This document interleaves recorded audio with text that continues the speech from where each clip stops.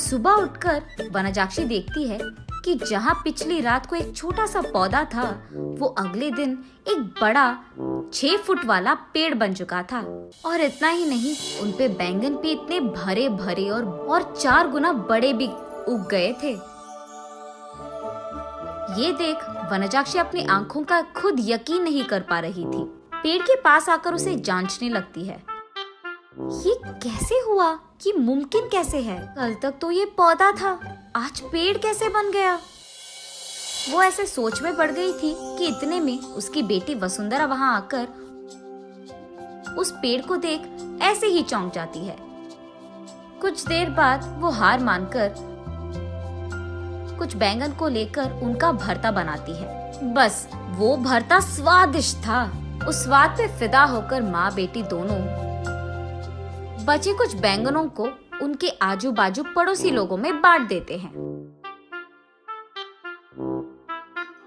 अगले दिन उस बैंगन के स्वाद पे फिदा होकर बार बार वनजाक्षी के घर आकर उनसे बैंगन पूछते हैं। और इतना ही नहीं, जितने बैंगन को कल वो पेड़ से तोड़े थे, उतने ही बैंगन अगले दिन वापस उग गए थे।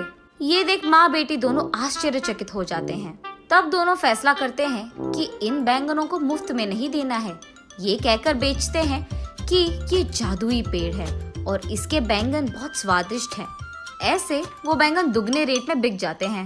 कुछ ही दिनों में इन स्वादिष्ट बैंगनों के बारे में और वो बड़ा सा बैंगन के पेड़ के बारे में इधर उधर बात फैलकर आजू बाजू पड़ोसी शहर तक पहुंच जाता है। इसलिए हर रोज सुबह शुरू होते ही पेड़ में भर के बैंगन उगते थे और उनके लिए लोगों की लाइन लग जाती थी सुबह सुबह, और वो भी वनजाक्षी के घर के बाहर। वनजाक्षी का पैसों का डिब्बा हर रोज पैसों से भर जाता था और ये बहुत साधारण सी चीज होती थी।